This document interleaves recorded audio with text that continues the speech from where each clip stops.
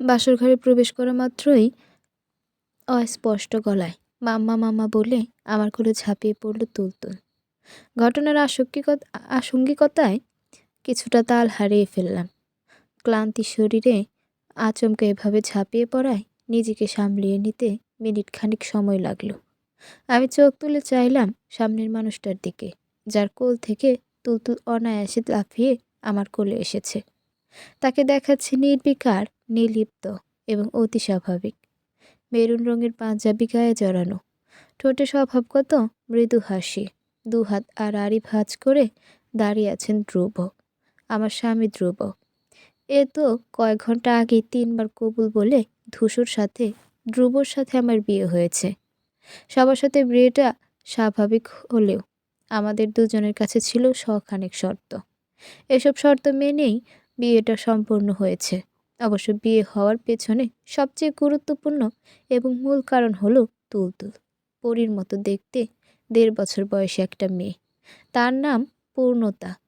তুলতুল পাখি, আমার কোলে আসো। ওনার গায়ে ময়লা জীবাণু আছে, আমার কাছে না হলে জীবাণু তোমাকে খেয়ে ফেলবে। ধ্রুবর আদুরে কণ্ঠস্বর শুনে আমার মস্তিষ্ক সচল হলো। পরক্ষণে ওনার কথাগুলো বুঝে উঠতেই স্যাঁত করে জ্বলে উঠল আমার পুরো শরীর। ক্ষীণ রাগ নিয়ে তীক্ষ্ণ চোখে চাইলাম ধ্রুবর দিকে। তার ঠোঁট জুড়ে সরল হাসি। 2 হাত বাড়িয়ে তুলতুলকে নিজের কাছে নিতে চাইছেন। তবে ওনার কথায় কোনো লাভ হলো না, হয়েছে তার বিপরীত। তুলতুল আবারও মাম্মা মাম্মা বলে আমার গলা আরও শক্ত করে জড়িয়ে ধরেছে।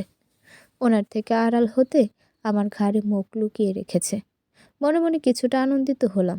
ধ্রুব আবারও কিছু বলবেন, তার আগেই মণি আন্টি মানে ওনার মা এসে রুমে উপস্থিত হলেন। আমার দিকে শান্ত চোখে কিছুক্ষণ চেয়ে থেকে রাগী চেহারায় তাকালেন ওনার ছেলের দিকে। গম্ভীর মুখ করে তেজি কণ্ঠে বললেন, বাবুকে ওর কোলে দিয়েছিস কেন? সারাদিন বিয়ের তো ঝামেলায় মেয়েটা ক্লান্ত হয়ে গেছে দেখছিস না? আমি দিয়েছি নাকি? তোমার নাতনি নিজেই তো ওই মেয়ের কোলে লাফিয়ে পড়েছে। ধ্রুব সহজ সরল স্বীকারোক্তি হয়তো মণি আন্টির পছন্দ হলো না, তাই তো ভীষণ রকম ক্ষেপে উঠলেন তিনি। চোখ গরম করে ধ্রুবকে এক রাম ধমক দিয়ে বললেন, 1 থাপ্পড় দেবো বেয়াদব। মেয়ে মেয়ে বলছিস কাকে? ও তোর বউ হয়, ঠিকভাবে সম্মান দিয়ে কথা বল। আমি চুপচাপ এনাদের দুজনের তর্ক বিতর্ক দেখছি। তুলতুলো মাথা তুলে তার ডাগর ডাগর চোখ দুটো দিয়ে তাদেরকে দেখছে। ধ্রুবর চেহারায় ভয়াবহ বিরক্তিতে আধার নেমে এসেছে। ব্রজোড়ার মাঝে পড়েছে বিরক্তির সরল রেখা। হয়তো আমার সামনে এভাবে বকাবকি করায় অপমানিত বোধ করেছেন। বাসর ঘরে নতুন বউয়ের সামনে মায়ের মুখে রাম ধমক খাওয়া, এটা নিশ্চয়ই কোনো ছেলের জন্য গর্বে বুক ফুলানোর বিষয় না। প্রথম রাতে ইজ্জতের ফালুদা হওয়ায় চোখে মুখে কাঠিন্য এনে নিশ্চুপে দাঁড়িয়ে রইলেন তিনি। আর কোনো কথা বাড়ালেন না। মণি আন্টি এবার আমার সামনে এসে তুলতুলকে নিজের কাছে নিয়ে নিলেন। মণি আন্টির রাগ দেখেই হয়তো তুলতুল কিছু বলল না, তবে সাথে সাথেই তার মুখ গোমড়া হয়ে গেল, অন্ধকার হয়ে গেল তার মিষ্টি মুখখানা। মুখ দেখেই বোঝা যাচ্ছে ভীষণ অভিমান হয়েছে তার। আমি মণি আন্টির উদ্দেশ্যে নরম সুরে বললাম, মণি আন্টি, আজ না হয় পূর্ণ আমার কাছেই থাকুক, আমার কোনো সমস্যা হবে না। কি অদ্ভুত, আমার কথাতেও তিনি খেপে গেলেন। আজ হয়তো কথায় কথায় ওনার রেগে যাওয়ার দিবস। মণি আন্টি বেশ রাগান্বিত হয়ে বললেন, দিব এক চড়। মণি আন্টি কাকে বলছি? আগে মণি আন্টি রেখেছিস মানলাম, কিন্তু এখন থেকে মণি মা বলবি। পরের বার যেন বলে দিতে না হয়। আর তুলতুল আমার কাছেই থাকবে। সারাদিনের বিয়ের এত ধকলে তোরা দুইজনেই ক্লান্ত, তাই তোরা বিশ্রাম নে, আমি যাই। মহারানীর রাগ ভাঙিয়ে আবার ঘুম পাড়াতে হবে।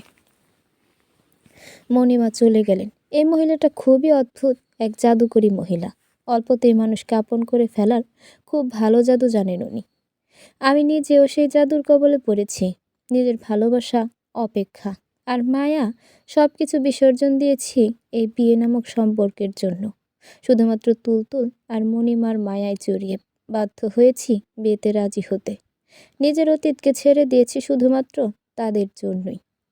এক্সকিউজ মি মিসেস, যান ফ্রেশ হয়ে নিন। আমি এখন যাই, আমার ফ্রেন্ডের সাথে একটু দেখা করে আসি।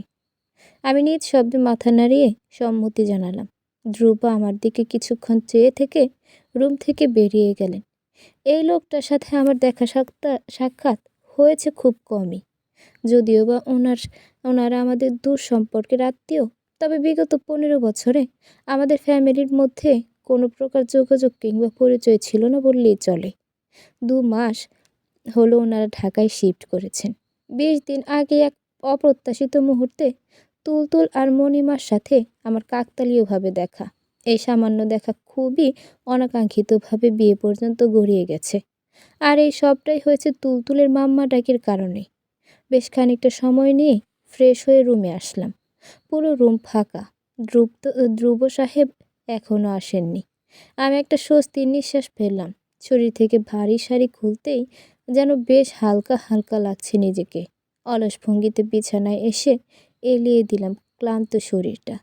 পুরো শরীর অসাড় হয়ে আসছে। পা ব্যথাটাও এখন আর অনুভব করতে পারছি না। আর মনের তীব্র ব্যথাটাও কেমন যেন মিলিয়ে গেল। অনেকগুলো নির্ঘুম রাতের পর আজ আমার চোখে ঘুম ধরা দিয়েছে। প্রচুর ঘুম। চোখ দুটো বুজে আসছে আমার। হঠাৎই দরজা লাগানোর শব্দে ঝট করে চোখ মেলে তাকালাম। ধ্রুব এসেছেন। ওনার হাতে খাবারের ট্রে। তৎক্ষণাৎ বিদ্যুৎ ঝটকা খাওয়ার মতোই দ্রুত গতিতে মনে পড়ল আমার ভীষণ ক্ষুধা লেগেছে। ক্ষুধার্ত হওয়ার তীব্র জ্বালা অনুভব করলাম। সকাল থেকে কিছুই ঠিকমতো খাওয়া হয়নি। বিয়ের এত ঝামেলা আর দৌড়ঝাঁপে সব কিছুই এলোমেলো হয়ে গেছে। আমি ধীরে ধীরে উঠে বসলাম। চোখ ছোট ছোট করে ধ্রুবর দিকে চেয়ে তাকে পরখ করতে লাগলাম। তবে আফসোস, মানুষটা বরাবরের মতোই নির্বিকার। ধ্রুব এগিয়ে আসলেন। বিছানার পাশের টেবিলে খাবার প্লেট রেখে কণ্ঠে নির্লিপ্তা নিয়ে বললেন, আমাকে বাহির থেকে আম্মু রাগারাগি করেছিল, তাই বলেছি আপনার জন্য খাবার আনতে বেরিয়েছি। আমি জানতাম আপনার নাম শুনলে রাগারাগি করবে না। ঠিক তাই হলো। চুপচাপ খাবার গরম করে আমার হাতে তুলে দিয়েছে। আপনার ক্ষুধা থাকলে খেয়ে নিন, আমি ফ্রেশ হতে যাচ্ছি।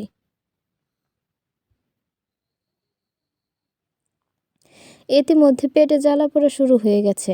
খাবার দেখেই যেন ক্ষুধার পরিমাণ সেকেন্ডে সেকেন্ডে দ্বিগুণ হচ্ছে। আমি খাবারের ট্রে নিয়ে বিছানায় বসলাম। আস্তে আস্তে খাওয়া শুরু করলাম। শট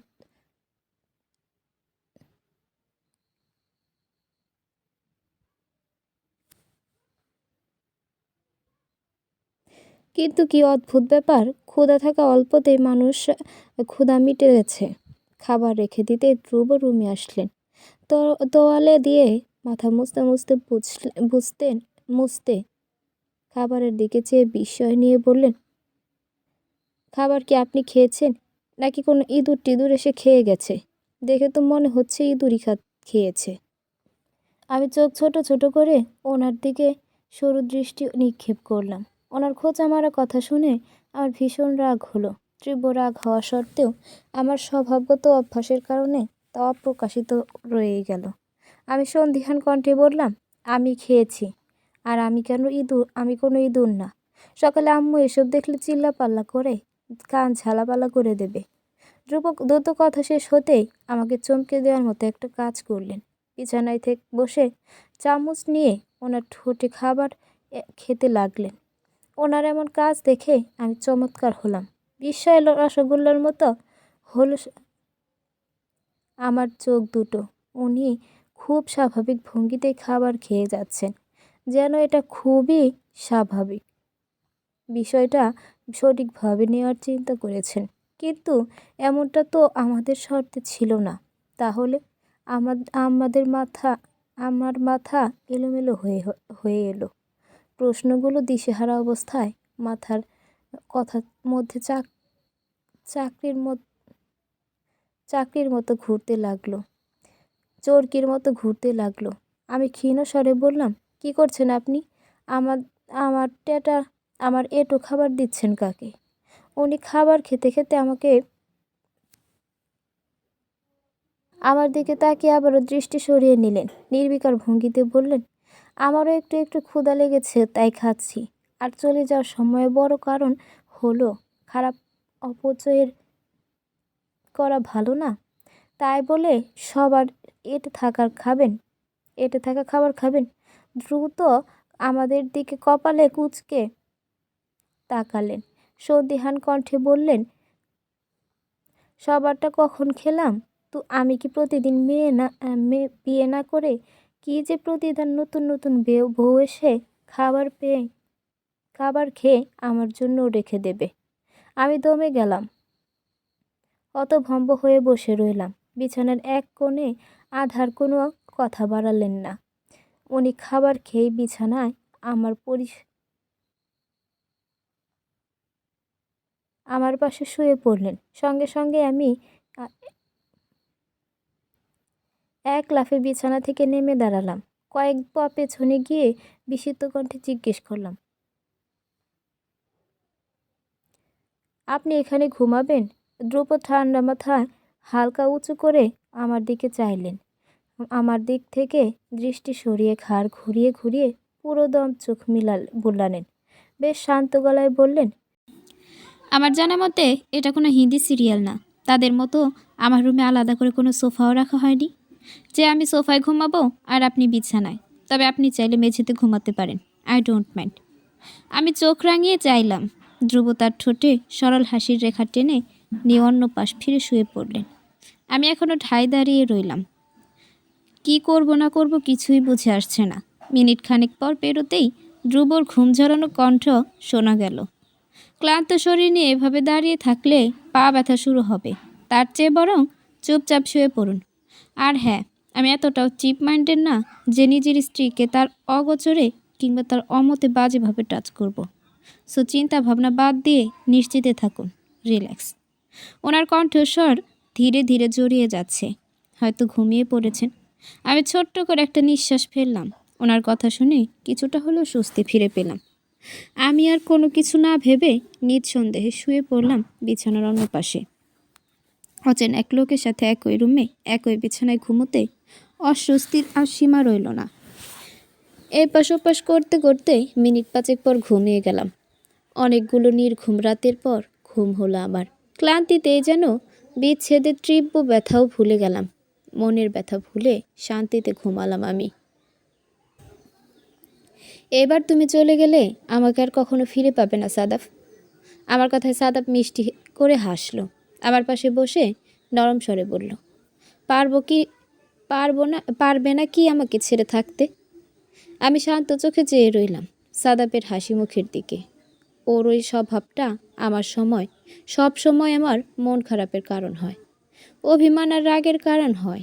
এই মানুষটার সঙ্গে যতই সিরিয়াস কথা বলি না কেন, তার মধ্যে কোনো প্রকার প্রতিক্রিয়া কিংবা ভাবাবেগ দেখা যায় না। সবসময়ই একটা গা ছাড়া ভাব তার মধ্যে লক্ষ্য করা যায়, যেন কিছুই হয়নি। কোনো কিছু নিয়েই তার কোনো মাথা ব্যথা নেই। সব কিছুই যেন স্বাভাবিক, অতি স্বাভাবিক। আমি নিজেকে যথাসাধ্য শান্ত রাখার চেষ্টা করে বললাম, তুমি কি কখনো আমাকে নিয়ে সিরিয়াস ছিলে সাদাফ? এভাবে কেন কথা বলছো অনন্যা? আমি তোমাকে ঠিক কতটা ভালোবাসি তা নিশ্চয়ই তোমার অজানা না। তবুও কেন এসব কথা বলছো? সাদাফের কথায় আমি তাচ্ছিল্যের ভঙ্গিতে হাসলো বিষণ্ণ মনটাও। সাদাফের দিক থেকে দৃষ্টি সরিয়ে নিলাম অদূরে।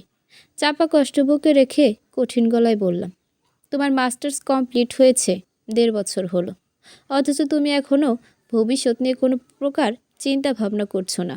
কয়েকদিন পর পর ট্যুরে যাচ্ছ আর আমার সাথে সপ্তাহখানেকের জন্য যোগাযোগ একেবারে বিচ্ছিন্ন করে দিচ্ছ, যা এক প্রকার বিচ্ছেদের মতোই।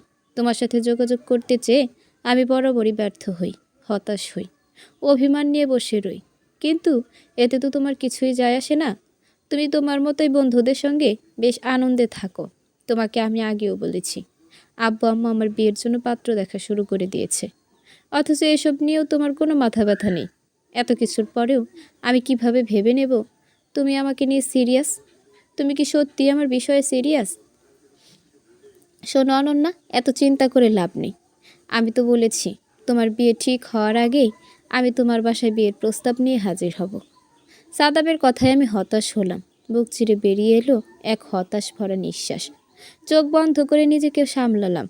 ক্লান্ত গলায় বললাম, কোনো বেকার ছেলের সাথে আমার বাবা কি মনে করে আমাকে বিয়ে দেবে শুনি? সাদাপ আমার দিকে ফিরে বাঁকা হয়ে বসলো। বরাবরের মতোই শান্ত ও ভ্রুক্ষেপহীন মুখে আমার দিকে চাইল। অতি সহজ ভঙ্গিতে বলল, আব্বুর এত বড় ব্যবসা, সবটাই তো আমার। যাই হোক, এখন এসব কথা রাখো। আর 1 ঘন্টা পরই আমার ফ্লাইট। আমার ফ্রেন্ডরা সবাই হয়তো এয়ারপোর্টে অপেক্ষা করছে আমার জন্য। আমাকে এখন যেতে হবে। আর হ্যাঁ, এসব নিয়ে তুমি এত প্রেশার নিও না তনু পাখি। আমি কয়েকটা দেশ ঘুরেই 1-1.5 মাসের মধ্যে ফিরে আসব। এসেই প্রথমে তোমার সাথে দেখা করব, প্রমিস। তবু এত চিন্তা করো না প্লিজ। ধপ ধপ করে রাগ উঠে গেল আমার মাথায়। সবসময় শান্ত চুপচাপ মেয়ে হয়েও আমিটাও রেগে গেলাম। চোখ মুখ শক্ত হয়ে এলো। দাঁতে দাঁত চেপে রাগান্বিত কণ্ঠে বললাম, আমি তো বলেছি এবার চলে গেলে তুমি আমাকে আর কখনো ফিরে পাবে না। প্রতিবারের মতো আমি আবারও তোমায় কথায় গলে গিয়ে নতুন করে রিলেশন শুরু করব না। আর অপেক্ষাও করব না তোমার জন্য। প্রতিবারের মতো তোমার সাথে যোগাযোগ করার জন্য ব্যস্তও হব না। আমার রাগ প্রকাশ করা ব্যর্থ হলো। মনে মনে আফসোস হলো ভীষণ। কেন রাগ প্রকাশ করলাম এই নির্বিকার মানুষটার সামনে? সাদাব তার স্বভাবগত হাসি দিয়ে বেঞ্চি থেকে উঠে দাঁড়ালো। আমার দিকে কয়েক সেকেন্ড হাসি মুখে তাকিয়ে রইল নিঃশব্দে। হয়তো এবারও আমার কথা, আমার অভিমান উপেক্ষা করে তার বিদায় নেওয়ার সময় এসেছে। সাদাব পিছন ফিরে চলে যেতে যেতে বলল, তা না হয় আমি আসলেই দেখে নেব অনুপাখি। আমি স্থির চেয়ে রইলাম সাদাফের যাওয়ার পানে। কয়েক সেকেন্ডের মাঝেই চোখের আড়াল হয়ে যায় মানুষটা। সেই সাথে আড়াল হলো আমার ভালোবাসা, আমার অনুভূতি, আমার সবটা। 2 চোখ ঝাপসা হয়ে এলো আমার। বুকে তীব্র ব্যথা অনুভব করলাম। মনের ব্যথা, বিচ্ছেদের ব্যথা। সকল কষ্ট যেন অশ্রুবিন্দু হয়ে উপচে পড়তে যাচ্ছে আমার 2 চোখ দিয়ে। এই মানুষটার অপেক্ষায় থাকা আমার জন্য দুর্বিষহ হয়ে উঠেছে। প্রতিবার হতো সপ্তাহখানেকের বিচ্ছেদ। আকাশস্পর্শী পর্বতের সমান অভিমান নিয়ে অপেক্ষা করেছি তার ফিরে আসার। সব কিছু ভুলে আবারও তার ভালোবাসায় ডুবে গিয়ে নতুন করে শুরু করেছি সবটা। কিন্তু আজকের বিচ্ছেদ দীর্ঘদিনের। আজকের দূরত্ব কয়েক কিলোমিটার কিংবা শহরের নয়, যোজন খানিক দূরত্ব নিয়ে বাড়ি জমিয়েছে ভিন্ন দেশে। আমার সকল অনুভূতি, অভিমান আর সকল অপেক্ষাকে তুচ্ছ করে দিয়ে চলে গেছে মানুষটা। অসহ্য যন্ত্রণায় বিষিয়ে উঠল আমার মন। মাথা নিচু করে 2 হাতে মুখ চেপে বসে রইলাম পার্কের বেঞ্চিতে। ঠিক তখনই কেউ একজন আমার এলো চুল আলতো করে টেনে ধরল। অস্পষ্ট স্বরে আধো আধো গলায় ডাকলো, মাম্মা, মাম্মা। আমি ঝট করেই চোখ মেলে তাকালাম। সিলিংয়ের ঘূর্ণায়মান পাখার দিকে চেয়ে ঘন ঘন শ্বাস নিতে লাগলাম। হু হু করে উঠল আমার বুকের ভেতর। সে বিষাক্ত দিনের মতোই তুলতুলের প্রথম মাম্মা মাম্মা ডাক কানে এসে বাড়ি খেলো। বিষাক্ততা কেটে গেল তুলতুলের মিষ্টি আদরে ডাকে। সকাল শুরু হলো খুবই বিচিত্রতার সঙ্গে। অন্য সব সকাল থেকে বড্ড বেশি ভিন্ন হলো আজকের সকাল। অন্যান্য সকালের মতো পাখির কিচিরমিচির ডাক কিংবা আম্মুর চিল্লাচিল্লিতে ঘুম ভাঙল না। আজ ঘুম ভেঙেছে তুলতুলের মায়াকারা ডাকে, তার জুতোর প্যাপু শব্দ আর দরজায় পড়া মৃদু আঘাতের শব্দে। ঘাড় কাত করে পাশে তাকাতেই চোখের সামনে একজন ঘুমন্ত মানুষের মুখ ভেসে উঠল। ধ্রুবর মুখের দিকে কয়েক সেকেন্ড স্থির হয়ে চেয়ে রইলাম। পরপর কয়েকবার চোখের পলক ফেলেই ধরফরিয়ে শোয়া থেকে উঠে বসলাম। কয়েক মিনিট সময় লাগলো এই নিষ্ঠুরতম সত্যটা মেনে নিতে। অবশেষে বুঝলাম আজ থেকে এটাই হবে আমার নতুন জীবন, আমার নতুন সকাল। প্রতিটি সকালে এই মানুষটার ঘুমন্ত মুখ দেখেই আমাকে অভ্যস্ত হতে হবে। আমি দীর্ঘশ্বাস ফেললাম। চুলগুলো হাত খোপা করে গায়ে ভালো করে ওড়না জড়িয়ে নিলাম। দরজায় আবারও আঘাত পড়েছে। অনবরত প্যাপো শব্দ বেজেই যাচ্ছে। আমি মুচকি হাসলাম। বিছানা থেকে উঠে এসে দরজা খুলে তাকালাম সেদিকে। ছোট্ট একটা লাল পরী পেছন ঘুরে দাঁড়িয়ে আছে। একা একাই হেলছে দুলছে। জুতো জোড়ায় নিজের ইচ্ছায় চাপ দিয়ে প্যাপু প্যাপু শব্দ তুলছে। সব দরজা খুলে গেছে তা হয়তো পরীটা টের পায়নি। আমি দরজায় একটু শব্দ করে তার দৃষ্টি আকর্ষণের চেষ্টা করলাম। সঙ্গে সঙ্গে তুলতুল তার প্যাপো জুতা পরা পায়ে ছোট ছোট কদম ফেলে ভেতরে আসলো। খুশিতে আত্মহারা হয়ে জড়িয়ে ধরলো আমার পা। 2 হাত উঁচু করে কোলে আসার জন্য মাম্মা মাম্মা বলে অনুনয় করলো। আমি কোলে তুলে নিলাম তাকে। কি সুন্দর সকাল! মিষ্টি একটা সকাল, অন্য সব সকাল থেকে বড্ড বেশি সুন্দর আর পবিত্র। আমি তুলতুলকে কোলে নিয়ে বিছানায় এসে বসলাম। একটু পরে তুলতুল হামাগুড়ি দিয়ে আমার কোল থেকে নেমে গেল। পর মুহূর্তে লাফিয়ে পড়ল ধ্রুবর বুকে। ছোট ছোট হাতে ওনার গালে থাপ্পড় দিয়ে অনবরত ডেকে যাচ্ছে, মাম্মা মাম্মা, ঘুম উঠো। আমি মৃদু হাসলাম। বুঝলাম তুলতুল ধ্রুবকেও মাম্মা বলে ডাকে। তুলতুলের ডাকে ধ্রুব চোখ মুখ কুঁচকে ফেললেন। চোখ ছোট ছোট করে দৃষ্টি দেয় তার বুকে ওপর বসে থাকা তুলতুলের দিকে। খানিকটা বিস্মিত হয়ে ঘুম জড়ানো কণ্ঠে জিজ্ঞেস করলো, আম্মু, তুমি রুমে আসলে কিভাবে, আর দরজাই বা খুললে কিভাবে? আমি দরজা খুলেছি। আমার কথা শুনেই ধ্রুব চমকে গিয়ে আমার দিকে তাকালেন। চোখ জোড়া বড় বড় করে কয়েক সেকেন্ড তাকিয়ে থেকে এক প্রকার লাফিয়ে উঠে বসলেন তিনি। তুলতুলকে কোলে আগলে নিয়ে নিজের শার্ট ঠিক করতে করতে অপ্রস্তুত হয়ে বললেন, ও আপনি আপনি আমার বউ, কাল আমাদের বিয়ে হয়েছে তাই না? মনে মনে আমি ভীষণ অবাক হলাম, কিন্তু প্রকাশ করলাম না। ওনার কর্মকাণ্ড আর এসব অদ্ভুত কথা শুনে আমি কি বলবো ঠিক বুঝে উঠতে পারলাম না। হঠাৎ হতাশ নিঃশ্বাস ফেলে খুবই সহজ ভঙ্গিতে বললাম, আমি সঠিক জানি না, আমি জানলে আপনাকে জানিয়ে দেব। আমি আর কোনো কিছুই বললাম না, আর ওনার প্রত্যুত্তরের অপেক্ষা করলাম না। উঠে চলে এলাম ওয়াশরুমে। আমি নিশ্চিত উনিও এখন সাদাপের মতোই স্বাভাবিক হয়ে গেছে। ভাবেই হয়তো তুলতুলের সঙ্গে খেলা শুরু করেছে। সাদাপের মতোই ধ্রুবের মধ্যে গাছাড়া ভাব পরিপূর্ণ। সাদাপের এই একটা স্বভাবে আমার ভীষণ অপছন্দ ছিল। ওর এই স্বভাবের কারণে আমি দিনের পর দিন কষ্ট পেয়েছি, আর এখনও পাচ্ছি। কিন্তু ভাগ্যের কি নির্মম পরিহাস, ধ্রুবর মাঝেও সাদাপের এই গুণটা ভরপুর। এই দিক দিয়ে এই মানুষ দুটোর মাঝে দারুণ মিল। এইটাই হয়তো আমার নিয়তি। সন্ধ্যা পেরিয়ে রাত হলো। দুপুর থেকে দীর্ঘ কয়েক ঘন্টা যাবৎ স্টেজের সোফায় বসে আছি মূর্তির ন্যায়। শরীরের প্রতি অঙ্গ যেন অকেজ হয়ে গেছে, পাথরের মতো শক্ত হয়ে গেছে শরীর। এটা বৌভাতের অনুষ্ঠান তো নয়, যেন কোনো অত্যাচার চলছে। মনে হচ্ছে কোনো ভুলের জন্য খুব কঠোর শাস্তি দেয়া হচ্ছে আমাকে। মানুষ আসছে, কথা বলছে, গিফট দিচ্ছে, আর তার বিনিময়ে আমি খুব কষ্টে নিজের সাথে যুদ্ধ করে একটু মুচকি হাসার চেষ্টা করছি। নতুন বউদের এতটা শাস্তি দিয়ে বিয়ের অনুষ্ঠান করা এক মুহূর্তে আমার কাছে নেহাতি বোকামি মনে হচ্ছে, খুবই বড় ধরনের বোকামি। আর আমার পাশের জন, মানে ধ্রুব মশাই, তিনি বিন্দাস তার বন্ধুদের সঙ্গে কথা বলছেন। হাসি ঠাট্টায় মেতে উঠেছেন তিনি।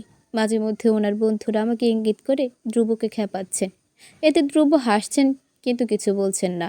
আমিও সব শুনে না শোনার ভান ধরে রইলাম। কিরে, তুই এখন এখানে আড্ডা দিচ্ছিস কেন? বৌমাকে নিয়ে ওদের বাসায় যা। শাকিল তো সে কখনই তুলতুলকে নিয়ে ওদের বাসায় রওনা হয়ে গেছে, আর তুই এখনো মেয়েটাকে বসিয়ে রেখেছিস। মানে তুই কি আমার ছেলে? আমি তো এমন বেখেয়ালি ছেলে ছিলাম না তোর বয়সে। তুই কার মতো হলি? নিশ্চয়ই তোর মার মতো। আব্বু মানে ধ্রুবর বাবা ভীষণ আক্ষেপ নিয়ে কথাগুলো বললেন। ধ্রুব তার আড্ডা থামিয়ে দিলেন, আর তার বন্ধুরা মিটমিট করে হাসছেন। ধ্রুবকে বসে থাকতে দেখে তিনি আবারও কড়া গলায় বললেন, এখনো হ্যাবলার মতো বসে আছিস কেন? যা, তাড়াতাড়ি বৌমাকে নিয়ে ওদের বাসায়, হয়তো সবাই অপেক্ষা করছে ওদের জন্য। অবশেষে রওনা হলাম নিজের বাসার উদ্দেশ্যে। কাল অবধি আমি যে বাসার মেয়ে ছিলাম, আজ সেই বাসার অতিথি হয়ে যাচ্ছি। এটাই হয়তো মেয়েদের জীবন। গাড়িতে বসতেই শরীর ব্যথা খুব খারাপভাবে আঁকড়ে ধরেছে আমাকে। অনুষ্ঠানের ধকলে ক্লান্ত হয়ে পড়েছে শরীরের প্রতিটি অঙ্গ। ভীষণ ক্লান্তিতে ঘুমে চোখ দুটোর পাতা জড়িয়ে যাচ্ছে। ঝিমঝিম করছে মাথাটা, কিন্তু ঘুমানোর ভরসা পাচ্ছি না। ব্যথায় ছটফট করছি। ঠিক তখনই একটা হাত এসে খুব যত্নে আমার মাথাটা নিয়ে তার কাঁধে রাখলো। আমি কিছুই বলার আগে ধ্রুব বেশ শীতল কণ্ঠে বলল, অসুবিধা নেই, আপনি নিশ্চিতে ঘুমাতে পারেন। অজানা কারণে আমি কিছুটা ভরসা পেলাম। ধীরে ধীরে চোখ দুটো বন্ধ করে নিলাম। ঠিক কতক্ষণ ঘুমালাম জানি না, তবে ঘুম ভাঙল দুপুর ডাকে, এই যে মিসেস, ঘুম থেকে উঠুন, আপনাদের বাসায় চলে এসেছি। আমি তাড়াতাড়ি করে ওনার কাঁধ থেকে মাথা সরিয়ে নিলাম। ওনার দিকে কিছুটা অস্বস্তি নিয়ে তাকিয়ে গাড়ি থেকে নেমে গেলাম নিঃশব্দে। ফ্রেশ হয়ে ড্রয়িং রুমে এসে ধ্রুব, তুলতুল আর ভাইয়া কাউকেই দেখতে পেলাম না। রান্নাঘরে এসে মাকে জিজ্ঞেস করলাম, মা তুলতুল কোথায়? মা রান্নার কাজ করতে করতে বললেন, শাকিল আর ধ্রুবর সাথে হাঁটতে বেরিয়েছে। রাতের বেলা তুলতুলকে বাহিরে নিয়ে যেতে নিষেধ করলো না কেন? আমার কথায় মা কিছুটা অবাক হলেন। আমি নিজেও খানিকটা অবাক হলাম। আমার মধ্যে মাতৃত্ববোধ চলে এসেছে। মা আমাকে নিয়ে যেভাবে চিন্তা করে, আমিও ঠিক সেভাবেই চিন্তিত হলাম তুলতুলের জন্য। মাও হয়তো অবাক হলেন তার মেয়ের এই মাতৃত্ববোধ দেখে। তুলতুল জেদ ধরেছিল, শাকিলের কোল থেকে নামছিলই না, তাই বাধ্য হয়ে ওকে নিয়ে গেছে। আমাদের কথার মাঝে এক আন্টি এসে রান্নাঘরে উপস্থিত হলেন। বিয়ে উপলক্ষে বাসায় মেহমান কিচকিচ করছিল। অনেকে চলে গেছেন, তবে অল্প কয়েকজন রয়ে গেছে। হয়তো বাকিরা কাল সকালেই চলে যাবেন। আন্টি আমাদের সামনে এসে খানিকটা মুখ বিকৃত করে মার উদ্দেশ্যে বললেন, বাচ্চাওয়ালা সংসারে তোমার মায়ের বিয়া না দিলেই পারতা না। হার মাইয়া তো আর পিচ্ছি আর পইচা যায় নাই যে এক বাচ্চার বাপের লোকে বিয়া দিতে হইল। আমারে বললেই আমি ভালো পাত্র খুঁজে দিতাম। তুলতুল ওনার প্রথম সংসারের মেয়ে না, বরং আমি ওনার প্রথম এবং একমাত্র স্ত্রী। আর তুলতুল ওনার বড় বোনের মেয়ে, যে কিনা তুলতুলকে জন্ম দিতে গিয়েই মারা গেছেন। তবে হ্যাঁ, তুলতুল এখন থেকে আমাদের মেয়ে। আমার মনে হচ্ছে আপনার মাথায় কিছু ভুল ধারণা বাসা বেঁধেছিল আন্টি। আশা করি সেই ধারণা এখন চলে গেছে। আর আন্টি, আপনি তো বড় মানুষ, তাই বলবো অবুঝের মতো সঠিক বিষয় না জেনেই কাউকে কিছু বলবেন না। আন্টি মুখ অন্ধকার করে চুপ করে দাঁড়িয়ে রইলেন। মুখ দিয়ে আর দ্বিতীয় কোনো বাক্য বের করার সাহস বোধহয় পেলেন না। আমি পেছন ঘুরে ড্রয়িং রুমের জন্য পা বাড়াতেই মুখোমুখি হলাম ধ্রুবর। দারুণ শান্ত শীতল তার চাহনি। চোখ দুটো যেন কিছু বলতে চাইছে আমাকে, কিন্তু কি আমি বুঝতে পারলাম না। আমার চোখাচোখি হতেই ওনার দৃষ্টি নামিয়ে নিলেন। পাশে ভাইয়া তুলতুলকে কোলে নিয়ে দাঁড়িয়ে আছে। আমি মলিন হাসলাম। হাত বাড়িয়ে তুলতুলকে নিজের কাছে নিতে চাইলাম। তুলতুল অনায়াসে আমার কোলে আসলো। আশ্চর্যজনকভাবেই মেয়েটা আমার কোল থেকে হাত বাড়িয়ে আন্টির কোলে যাওয়ার জন্য মরিয়া হয়ে উঠল। আমি কপাল কুঁচকালাম। একটু আগেই তো আন্টি তুলতুলকে তুচ্ছ করে কথা বললেন, আর এই মেয়ে কিনা তার কোলে যেতে চাইছে। আমাকে অবাক করে দিয়ে আন্টি হাসি মুখে তুলতুলকে কোলে নিলেন। খুব আদরে গলায় কথা বলতে লাগলেন তুলতুলের সঙ্গে। আমি নিজ শব্দে দেখলাম, কিন্তু তেমন কিছু বললাম না। ধ্রুবর দিকে ফিরে তাকাতেই খেয়াল করলাম তিনি এখানে নেই, চলে গেছেন হয়তো কিছুক্ষণ আগেই। আমি আর সেদিকে পাত্তা দিলাম না। উনি ওনার মতো থাকবেন, আমি তার বিষয়ে কোনো প্রকার নাক গলাবো না, এটাই তো ছিল আমাদের শর্তে। আমি ছোট্ট একটা শ্বাস ফেলে ভাইয়ার সঙ্গে চলে গেলাম। রাতের খাবার শেষ হয়েছে প্রায় ঘন্টাখানেক আগে, তবু আমি ড্রয়িং রুমে ঠায় বসে আছি। এর কারণ হলো, আমার রুমে যেতে ইচ্ছে করছে না। ধ্রুব আমার রুমে থাকায় অস্বস্তি বোধ করছি খুব। ভেবেছিলাম তুলতুল আমাদের সাথেই থাকবে আমার রুমে, কিন্তু তার হলো না। তুলতুল ভাইয়ার গলা জড়িয়ে ধরে অনেক আগেই ভাইয়ার রুমে ঘুমিয়ে গেছে। খুব চেষ্টা করেও তাকে আনা গেল না। আর কোনো উপায় না পেয়ে হতাশ হয়ে আমার রুমের উদ্দেশ্যে পা বাড়ালাম। রুমের পাশে বেশ খানিকটা সময় পায়চারি করে অবশেষে রুমে গেলাম। রুমের ভেতরে আসতেই আমার মেজাজ খারাপ হলো। তরতর করে মাথায় রক্ত উঠে গেল। শরীরের প্রতিটি শিরায় শিরায় বয়ে গেল অবাঞ্ছিত রাগ, জেদ আর ক্ষোভ। জীবনে প্রথম আমার এতটা রাগ উপলব্ধি করলাম। রাগের রাগের চোটে সাথে সাথেই আমার মাথায় যন্ত্রণা শুরু হলো। কোনো কিছু না ভেবে চিন্তেই ছো মেরে ধ্রুবর হাত থেকে আমার ডায়েরিটা ছিনিয়ে নিলাম। ধ্রুব মাথা তুলে নির্বিকার ভঙ্গিতে আমার দিকে তাকালেন। থরথর করে কাঁপতে লাগলো আমার হাত। হাতের ডায়েরিটার দিকে এক নজর তাকে রাগে গর্জে উঠে বললাম, আমার ডায়েরি ধরার অনুমতি আমি কাউকে দেইনি। আপনার মধ্যে কি এই কমন সেন্সটুকু নেই যে কারো পারমিশন ছাড়া তার পার্সোনাল জিনিস ধরতে হয় না? তুলতুলের আম্মু, আমি শুধুমাত্র বোরিংনেস কাটানোর জন্যই ডায়েরিটা সামনে দেখে পড়তে বসেছিলাম। ধ্রুব সহজ সরল স্বীকারোক্তি আমার রাগ বৃদ্ধির কারণ হলো। পুরনো বিষাক্ত স্মৃতিগুলোর কথা মনে পড়তেই রাগ বাড়তে লাগলো। আমি এমনটা ছিলাম না, কখনোই না। রাগ প্রকাশ করা আমার স্বভাবের মধ্যে কখনোই ছিল না। কিন্তু আজ পারলাম না নিজের রাগ সামলিয়ে রাখতে। কিছুতেই পারলাম না আমি নিজেকে কন্ট্রোল করতে। কারো পার্সোনাল ডায়েরি পড়া কোনো গল্পের বই পড়ার মতো না। নিজের বোরিংনেস কাটানোর জন্য হয়তো গল্পের বই পড়া যায়, তবে কারো একান্ত ব্যক্তিগত অনুভূতিগুলোর ব্যবহার করা মোটেও সামান্য কিছু বিষয় না। আমি রাগে ফুঁসতে লাগলাম, তবে ধ্রুব মাঝে কোনো প্রকার ভাবান্তর ঘটল, ঠিক যেন সাদাপের মতোই নির্বিকার, নির্লিপ্ত। সব কিছুই স্বাভাবিক, যেন কিছুই হয়নি, কিছু ঘটেইনি এখানে। আপনি শুধু শুধুই রেগে যাচ্ছেন তুলতুলির আম্মু। ডায়েরির পাতায় কোনো সমস্যা হওয়ার কারণ তো আমি দেখছি না। আপনার প্রাক্তনের কথা তো আমি আগে থেকেই জানি, তবে আপনার প্রাক্তন যে এতটা বেপরোয়া তা এখন জানলাম। আমার রাগের পরিমাণ আরও বৃদ্ধি পেল, কিছু বলার শক্তি পেলাম না, গলার মাঝে আটকে গেল সকল কথা। অসহায় বোধ করলাম রাগ প্রকাশ করতে না পেরে। দু চোখ দিয়ে উপচে পড়তে লাগলো নোনা জল। আর কোনো কথা না বাড়িয়ে ছুটে চলে আসলাম বারান্দায়। দরজা লাগিয়ে নিজেকে বন্দি করে নিলাম অন্ধকার বারান্দার মাঝে। এই অন্ধকারটাই এখন আমার শান্তির জায়গা, স্বস্তির নিঃশ্বাস ফেলার জায়গা। 21 দিন আগের স্মৃতিগুলো চড়ে বসলো মাথায়। বিচ্ছেদের দাহনে পড়তে লাগলো আমার মন। কে বুঝবে এ অসহ্য যন্ত্রণা? মানুষটা কি আদৌ জানতে পেরেছে আমার বিয়ের কথা, সত্যি সত্যি আমাদের বিচ্ছেদের কথা, আমার ব্যর্থতা, আর তার বেখেয়ালির কথা? বারান্দার এক কোণে চুপটি মেরে বসলাম। মাথায় তীব্র যন্ত্রণা শুরু হয়েছে। বিষাক্ত স্মৃতিগুলো মস্তিষ্কে দিশেহারা হয়ে ছুটে চলছে। সব কিছুই যেন এলোমেলো লাগলো। 21 দিন আগে আচমকায় চুলে টান পড়ায় আমি মাথা তুলে তাকালাম। সাথে সাথে ছোট্ট বাচ্চা একটা তার আধো আধো গলায় মাম্মা বলে ডাকলো আমায়। আমি থমকে গেলাম। অদ্ভুত এক অনুভূতির সঙ্গে পরিচিত হলাম। জীবনে প্রথম মাম্মা ডাক শোনার এক অদ্ভুত অনুভূতি। হাতের উল্টো পিঠে চোখের জল মুছে নিজেকে স্বাভাবিক করে নেওয়ার চেষ্টা করলাম খুব। বাচ্চা মেয়েটা আবারও আমায় মাম্মা মাম্মা বলে ডাকলো। আমি তার মাথায় হাত বুলিয়ে বিস্মিত হয়ে জিজ্ঞেস করলাম, তুমি এখানে একা কেন বাবু? আমার কথা শুনে মেয়েটা কি বুঝলো জানি না, তবে দেখে মনে হলো বেশ খুশি হয়েছে। আমার জামা টেনে ধরে কোলে উঠতে চাইলো। ছোট বাচ্চা আমার বরাবরই খুব ভালো লাগে, আর এই মেয়েটা একটু বেশি মায়াবী।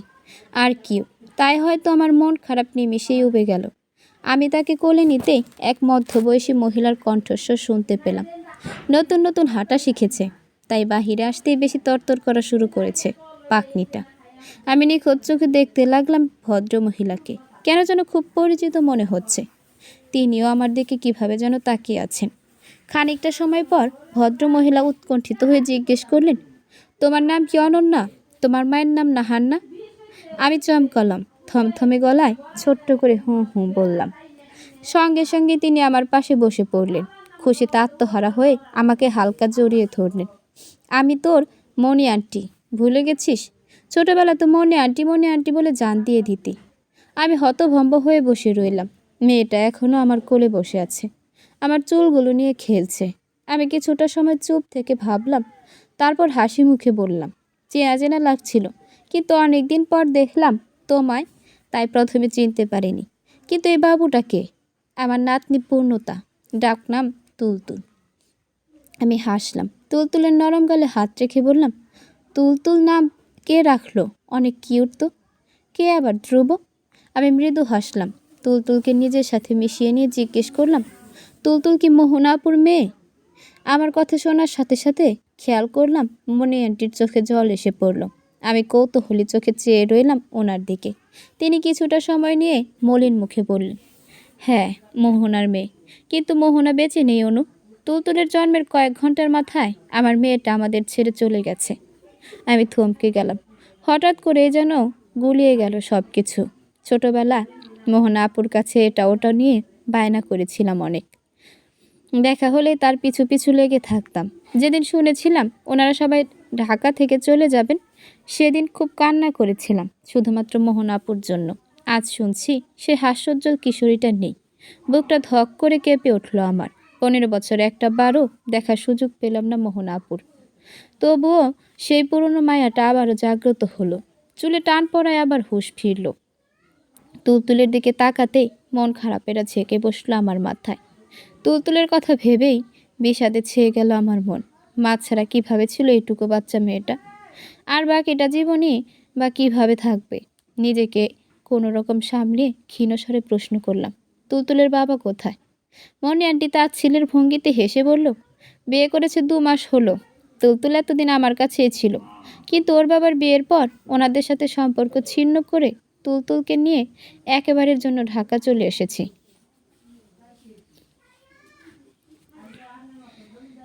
আমি চাই না তুলতুলোর বাবার পরিচয় জানুক। যে কিনা নিজের সন্তানের কথা ভাবার সময় পায় না, তার পরিচয় নিয়ে বড় না হওয়াই ভালো। দীর্ঘশ্বাস ফেললাম আমি। আর কোনো কথা বাড়ালাম না এই বিষয় নিয়ে। মনি আন্টি আর তুলতুলকে নিয়ে বাসায় চলে আসলাম। এতগুলো বছর পর মনি আন্টিকে দেখেই আমার মা কেঁদে কেটে বুক ভাসালেন। তারপর সবাই মিলে আবারও পুরানো দিনের মতো আড্ডার আসর জমালেন। তবে এবার নতুন সদস্য হিসেবে তুলতুলা আছে সবার মাঝে। এতে যেন সবার আনন্দের পরিমাণ আরও দ্বিগুণ হলো। কি অদ্ভুত মায়ায় জড়িয়েছে মেয়েটা আমার সাথে। প্রতিদিন আমার সাথে দেখা না করলেই তার চেঁচামেচি শুরু হয়। খেলাধুলা, খাওয়া দাওয়া সব কিছু বন্ধ করে সারাক্ষণ মাম্মা মাম্মা বলেই কান্নাকাটি করে মেয়েটা।